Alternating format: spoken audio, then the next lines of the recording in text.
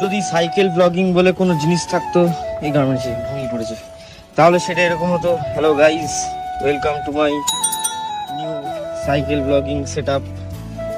আমি বাজারে গেছিলাম, এখন বাড়ি যাচ্ছি। আমাদের রাস্তার এরকম ফাঁকাই থাকে, কারণ রাস্তাটা ফাঁকা থাকে, কোনো কারণ নেই। পাশে ভাই ড্রেন আছে, নোংরা জল খুব। এই রোদের মধ্যে আমি কেটিএম সাইকেল নিয়ে বাজারে গেছিলাম।